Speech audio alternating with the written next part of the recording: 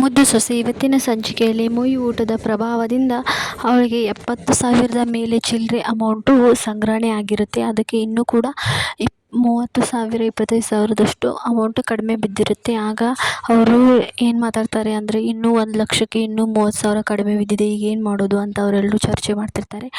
ಆಗ ವಿದ್ಯಾ ಹೇಳ್ತಾಳೆ, ಇಷ್ಟ ಆಗಿದೆ ಇನ್ನೂ ಅಷ್ಟಾಗಲ್ವಾ, ಹಾಗೆ ಆಗುತ್ತೆ ಚಿಂತೆ ಮಾಡಬೇಡಿ ಅಂತ ವಿದ್ಯಾ ಹೇಳ್ತಾಳೆ. ಆನಂತರ ಕ್ವಾಟ್ಲೆ ಅಕ್ಕ ನನಗೆ ಊಟಕ್ಕೆ ಬಡಿಸ್ಬನ್ನಿ ಅಂತ ಹೇಳ್ಬಿಟ್ಟು ಅವನು ಊಟ ಮಾಡ್ತಾನೆ. ಊಟ ಮಾಡಿ ತಟ್ಟದ ಕೆಳಗಡೆ ಅವನು ಇಟ್ಟಿರ್ತಾನೆ 30,000 ರೊಕ್ಕ ಇಟ್ಟಿರ್ತಾನೆ. ಇದನ್ನು ನೋಡಿದ ವಿದ್ಯಾಗೆ ತುಂಬಾ ಖುಷಿ ಆಗುತ್ತೆ. ಆನಂತರ ಅಣ್ಣ, ನೀವು ನನಗೆ ತುಂಬಾ ಸಹಾಯ ಮಾಡಿಬಿಟ್ರಿ ಅಣ್ಣ, ನಿಮ್ಮನ್ನ ನಾನು ಯಾವ ಜನ್ಮದಲ್ಲಿ ಸ್ವಂತ ಅಣ್ಣನಾಗಿ ಪಡೆದಿದ್ನೋ ಗೊತ್ತಿಲ್ಲ, ನಿಮ್ಮಿಂದ ತುಂಬ ಹೆಲ್ಪ್ ಆಗಿದೆ ನನಗೆ ಅಂತ ವಿದ್ಯಾ ಕಣ್ಣೀರಾಗ್ತಾ ಅಣ್ಣನಿಗೆ ಹೊಗಳ್ತಿರ್ತಾಳೆ. ಆನಂತರ ನನ್ನ ಕೈಲಾದಷ್ಟು ನಾನು ಸಹಾಯ ಮಾಡಿದ್ದು, ನಾನು ಕಷ್ಟಪಟ್ಟು ದುಡ್ದಿದ್ದ ಹಣನ ನನ್ನ ತಂಗಿ ವಿದ್ಯಾಭ್ಯಾಸಕ್ಕೆ ಕೊಡ್ತಿದ್ದೀನಿ ಅಂತ ನನಗೆ ತುಂಬಾ ಖುಷಿ ಇದೆ. ನೀವು ನಿಮ್ಮ ಓದಿಗೆ ಹಾಗೆ ನಿಮ್ಮ MBBS ಡಾಕ್ಟರ್ ಆಗೋದಕ್ಕೆ ನನ್ನ ಕಡೆಯಿಂದ ಇದು ಚಿಕ್ಕ ಕಾಣಿಕೆ ಅಂತ ತಿಳ್ಕೊಳ್ಳಿ ಅತ್ತಿಗೆ ಅಂತ ಹೇಳ್ಬಿಟ್ಟು ಅವನು ಹೇಳ್ತಾನೆ.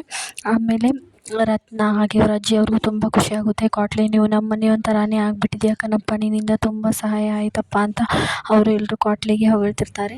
ಆನಂತರ ಏನಾಗುತ್ತೆ ಅಂತ ಅಂದರೆ, ಈ ಕಡೆ ಮನೆಯಲ್ಲಿ ಅಜ್ಜಿಗೂ ಕೂಡ ಈ ವಿಷಯ ತಿಳಿದಿರುತ್ತೆ. ಇವಳ ಓದಿಗೆ ಹಣದ ವ್ಯವಸ್ಥೆ ಆಗಿದೆ ಅಂತ ತಿಳಿದ್ಬಿಟ್ಟು ಅಜ್ಜಿಗೂ ಕೂಡ ತುಂಬಾ ಖುಷಿಯಾಗಿರುತ್ತೆ. ಭದ್ರನೂ ಕೂಡ ಗೊತ್ತಾಗುತ್ತೆ, ಏನಾದರೂ ಮಾಡ್ಕೊಳ್ಬಿಡಿ, ಹಣ ಸಂಗ್ರಹಣೆ ಆದರೆ ಎಷ್ಟು ಬಿಟ್ಟರೆ ಎಷ್ಟು, ನಮಗೆ ಅದರಿಂದ ಏನಾಗಬೇಕಾಗಿದೆ ಅಂತ ಭದ್ರ ಸಿಟ್ಟಿನಿಂದ ಮಾತಾಡಿ ಮನೆಯಿಂದ ಹೊರಗಡೆ ಹೋಗ್ತಾನೆ. ಶಿವರಾಮೇಗೌಡರಿಗೂ ಇದೆಲ್ಲ ವಿಷಯ ಗೊತ್ತಾಗುತ್ತೆ. ಆದರೆ ಕ್ವಾಟ್ಲೆದು ಇದರಲ್ಲಿ ಕೈವಾಡ ಇದೆಯಾ ಅಂತ ಅವ್ರಿಗೆ ಗೊತ್ತಿರಲ್ಲ. ಇಷ್ಟ ಆಗುತ್ತೆ ಇವತ್ತಿನ ಎಪಿಸೋಡ್ನಲ್ಲಿ. ಟೇಕ್ ಕೇರ್, ಬಾಯ್.